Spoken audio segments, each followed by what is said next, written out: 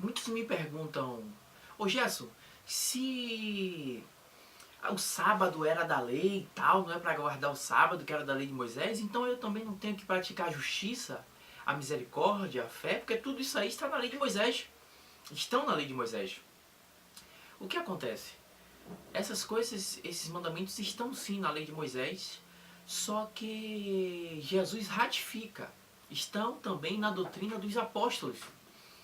E Jesus pregou o amor, a misericórdia, o juízo, a justiça. E ainda ensinou os fariseus como é que deve se praticar, porque havia muita hipocrisia. Eles tinham criado mais 513, segundo a história, outros mandamentos, entendeu? Preceitos com base naquelas leis. E ele repetiu isso aí, mas você vê ele repetindo no sábado? Você vê Jesus pregando o sábado? Paulo, o apóstolo Paulo, ele tem 13 cartas que ele escreveu a várias igrejas, várias comunidades e vários lugares. Você vê ele ensinando o sábado nessas 13 cartas? Não vê, mas vê ele ensinando a justiça, vê ele ensinando o amor, a fé. Entendeu? Então a questão de não praticar a lei de Moisés é porque o que foi abolido foi a lei cerimonial, correto, apesar que a Bíblia não faz distinção de lei cerimonial ou moral. Diz que foi abolido, foi cumprido em Cristo tudo que havia nos Salmos, nos profetas, na lei, como está em Lucas, no capítulo 24, versículo 27 e mais ou menos 42 por ali. Você vê Jesus falando sobre isso aí. Então, se cumpriu nele. Só que hoje nós temos que olhar para Jesus. Só que ele não fala, ele ratifica o Novo Testamento sobre justiça, misericórdia. Você não vem falar de sábado. Entendeu? E Paulo, se você olhar em Atos, eu vou abrir aqui, no capítulo 20, versículo 20 e versículo 27, Paulo fala assim, ó, jamais deixando de vos anunciar coisa alguma proveitosa e de vos ensinar publicamente e também de casa em casa. Versículo 27. Porque jamais deixei de vos anunciar todo o desígnio de Deus, todos os conselhos de Deus. Você não vê Paulo ensinando guardar sábado, dando ênfase. Aí você diz assim, ó, mas em Atos mostra o pessoal indo no templo no dia de sábado, isso aí é porque eles já iam, então Paulo não precisa ensinar o que eles faziam. Não, se você vê isso no Novo Testamento, em Atos ali, o pessoal indo no templo no dia de sábado, é porque já era costume deles, entendeu? Já havia séculos que eles faziam isso, entendeu? Por causa do sábado. É tipo assim, ó, em Atos você vê também o pessoal indo para o Pentecoste, a festa de Pentecoste. Está em Atos, Novo Testamento. Isso quer dizer que a gente tem que praticar hoje porque está em Atos? Não, porque era costume a festa de Pentecostes. Entendeu? Virou cultura, era algo cultural já. E cultura vem de culto. Aquilo que você cultua, com o tempo aquela geração cultuando uma coisa, uma festa, qualquer coisa, ato religioso, passa a ser cultural. Mas então o Velho Testamento lasca o Velho Testamento sobre o obstáculo novo? Não, não é bem assim. O que eu quero dizer é que a nossa compêndio doutrinário, a nossa base é Jesus. Em Efésios no capítulo 20, no capítulo 2, versículo 20, Paulo diz que nós somos edificados pelo fundamento dos apóstolos e profetas, o qual esse fundamento é Jesus. Entendeu? Por isso que a igreja em Atos 2,42 estava unida na oração, no partir do pão e na doutrina dos apóstolos. Eles olhavam para essa doutrina dos apóstolos porque era um conceito muito além, pleno, que era de Cristo. Agora, olha a importância que tem o Antigo Testamento. Em Romanos, no capítulo 15, versículo 4, Paulo fala: pois tudo quanto outrora foi escrito para o nosso ensino foi escrito, a fim de que pela paciência e pela consolação das Escrituras tenhamos esperança. Ele estava se referindo ao Antigo Testamento, entendeu? Não havia o Novo, como eles falam aqui. Então a Escritura, ele se refere ao Antigo, dizendo que foi escrito para o nosso ensino, para a paciência e consolação das Escrituras. Para que tivesse esperança. Você vê a vida de Jó e você é edificado, está passando por um problema. A vida de Jó te dá ânimo de continuar servindo ao Senhor. Dizendo, eu não recebi o bem dele com prazer, o mal não posso aceitar. E ainda que você perca um filho e tal, mas você continua firme em Deus. E vários exemplos. Se você vê em Isaías, no capítulo 30, versículo 8, você vai ver Deus, ele mandando escrever para que se visse de exemplo, de testemunhos. Entendeu? Deus diz, escreve no livro isso aí. Em Coríntios, no capítulo 10, vou ler aqui, versículo 11, olha o que está escrito. Essas coisas lhes sobrevieram como exemplos, e foram escritas para a advertência nossa de nós outros, sobre quem os fins dos séculos têm chegado. E ele fala sobre a escritura, os exemplos do povo de Israel. Entendeu? Ele fala da antiga escritura, ele estava explicando isso para o pessoal de Corinto, o próprio Paulo. Então, você vê essa utilidade do Antigo Testamento nisso. Como Daniel mesmo, do capítulo 7 em diante, você percebe que se assemelha às profecias que muita coisa ainda vão cumprir, se cumprir sobre o anticristo e tal. Tudo isso serve. Mas o nosso compêndio doutrinário é o evangelho do reino. Há uma separação em relação a isso, para que a gente entenda o modo de vida. O que acontece? Por que muita gente fica embolada assim? Porque elas não entenderam ainda o evangelho do reino. Quando você entende o conceito do evangelho do reino, você não só passa a amar mais a Jesus, você sente uma paz dentro de você, uma alegria, porque abre o conceito, abre tipo a caixa para a profunda simplicidade. Você entende o conceito da vida, de tudo, através de Jesus. Não é através de Moisés, não é através de profetas do Antigo Testamento. Como assim? Você percebe que não tem mais ordenanças, que não tem mais essas coisas. Eu vou ler aqui em João, no capítulo, a partir do 1. Olha o que João diz aqui, interessante.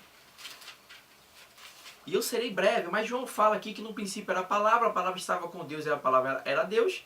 E todas as coisas foram feitas por intermédio dele, e sem ele nada do que foi feito se fez.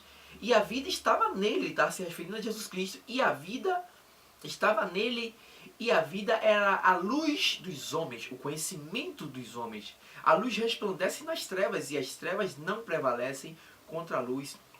A ignorância não prevalece contra o conhecimento. O mal não prevalece. Houve um homem enviado por Deus, cujo nome era João. Verso 7. Este veio como testemunha, para que testificasse a respeito da luz, a respeito de Jesus. Ele falou em João 8,12, eu sou a luz do mundo.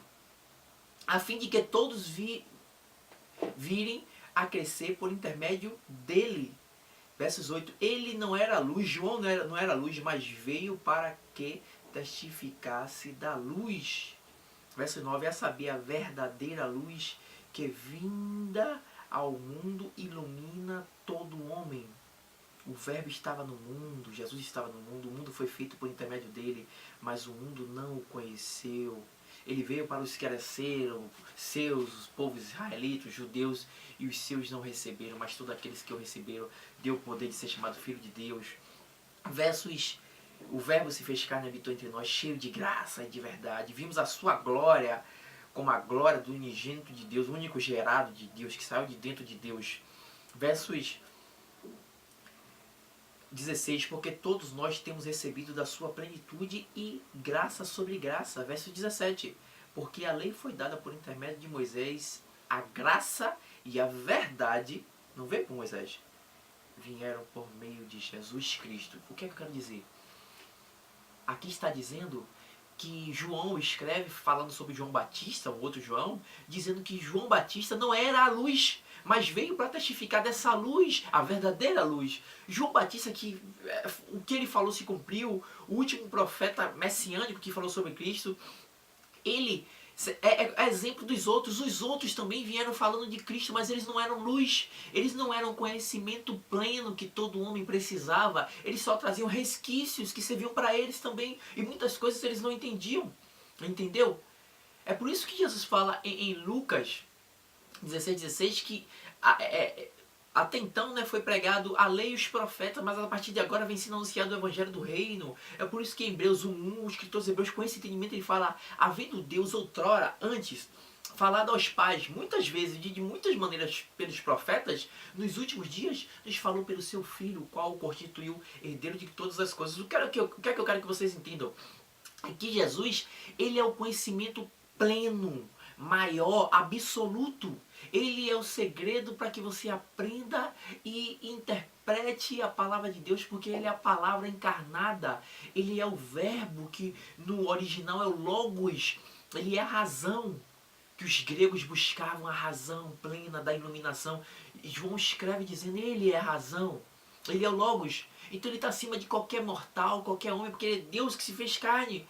Você não pode nunca querer pegar Jesus e fazer com que Jesus fique competindo com Moisés, com os escritos de Salomão, com fulano de tal. Não, Jesus é o Deus de Moisés, é o Deus de Salomão, é o Deus desse pessoal. E todos os profetas falaram dele, profetizavam dele, que ele vinha chegar. O próprio Moisés, em Deuteronômio 18, disse: vai surgir um no meio da gente, do povo, e ouçam ele, quem não vê ele morre, é uma morte espiritual.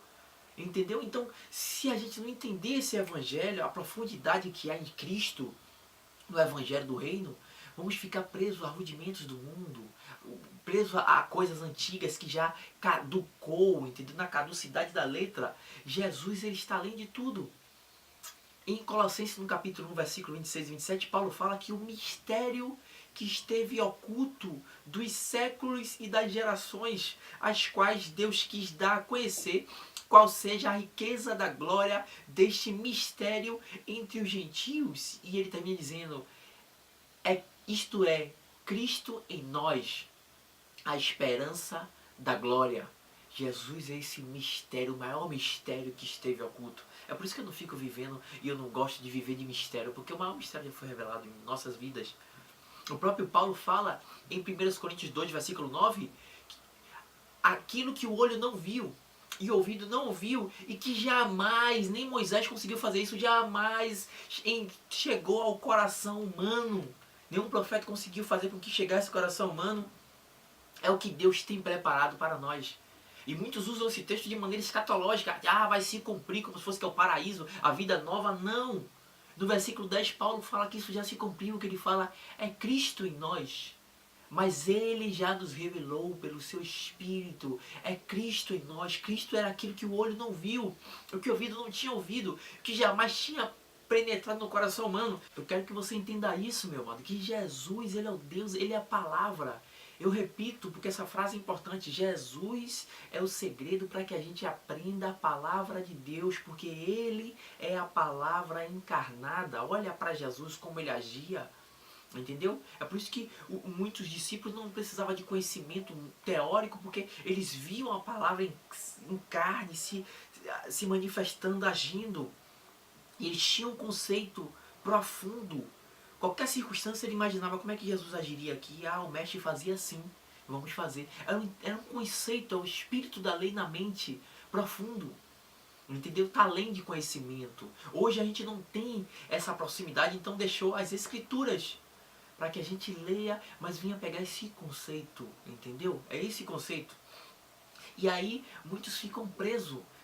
Jesus nos libertou desses rudimentos, disso tudo. Tudo teve um propósito. Jesus trouxe a palavra plena. O evangelho é isso, entendeu? Paulo fala que a boa notícia é essa. Pregue o evangelho, Jesus diz em Marcos 16:15, e de o mundo pregar o evangelho. O que é o evangelho? É boa notícia. Que boa notícia é o que Paulo fala em 2 Coríntios 5, versículo 19, que Deus estava em Cristo reconciliando consigo mesmo o mundo e não imputando aos homens os seus pecados, não levando em conta as suas transgressões. Ou seja, de graça nos deu salvação. Você não precisa pagar nenhuma mensalidade todo mês para garantir a bênção, ou para garantir que o demônio, que dizem que o devorador é demônio, venha para a sua vida. Você não precisa nada disso. É liberdade. Liberdade. Paulo fala em Gálatas 5 que para a liberdade foi que Cristo nos libertou. Permanecei firme e não se submetam mais a julgo de escravidão. E a religião dos homens tem escravizado. Muitos homens têm procurado escravizar, prender os homens, entendeu? Com rudimentos. Olha o que Paulo fala em Colossenses 2, a partir do versículo 20. Se morrestes com Cristo para os rudimentos do mundo, desse sistema, por que, como se vivesse no mundo, vos sujeitais a ordenanças, tais como, não manusieis isso, ou seja, não toque nisso, não prove aquilo outro, não coma esse alimento, não prove aquilo outro, aquilo é pecado. Não toqueis naquilo, segundo os preceitos e doutrinas dos homens e ensino dos homens, pois que todas essas coisas com o uso se destroem. Tais coisas, com efeito, têm até aparência de sabedoria, como o culto de si mesmo, como a falsa humildade, entendeu? Falso humilde, e rigor ascético, severidade do corpo, roupa, não, coloca 2 camisas, roupa assim, não pode usar bermuda, rigor ascético, ascetismo. Todavia, não tem valor algum contra a sensualidade, contra os impulsos carnais. Eu vou ler numa linguagem mais clara, a linguagem de hoje. Colossenses 2, versículo 20, a partir do versículo 20 ao versículo 23. Vocês morreram com Cristo e por isso estão livres dos espíritos maus que dominam o universo. Então, por que é que vocês estão vivendo como se fosse deste mundo, desse sistema pecaminoso, desse sistema corrupto? Não obedeçam mais às regras, não obedeçam mais às regras, tais como, versículo 21, não toque nesta coisa, não prove aquela outra, não pegue naquela. Todas essas proibições têm a ver com coisas que se tornam inúteis depois de usadas. São apenas regras e ensinamentos que as pessoas inventam. De fato, essas regras parecem ser sábias ao exigirem a adoração forçada dos anjos, ao culto aos anjos. Ó, o anjo aqui, Gabriel, Miguel, põe a espada, esse culto dos mistérios, os que buscam mistério. Mistério, irmão, sem conhecimento. Isso aí parece até coisa sábia. O culto aos anjos, a falsa humildade e um modo duro de tratar o corpo. Não pode usar isso, não pode aquilo, não pode tal. Não, um modo duro de tratar o corpo, mas tudo isso não tem valor nenhum para controlar as paixões que levam à imoralidade. Você camufla, você se importa, essas doutrinas que se importam, você não, né? Essas doutrinas que se importam tanto com o exterior, que fica igual o fariseu, que é o exterior, bonito por fora, um jeito diferente por fora, tudo de branco, tudo de rosa, tudo de azul, diferente. Ali é crente, mas Deus quer atingir o coração do homem, onde procede os maus desígnios, a prostituição, a malícia, a inveja, a ganância, a injustiça, a infidelidade, a inimizade. É isso que Deus quer atingir.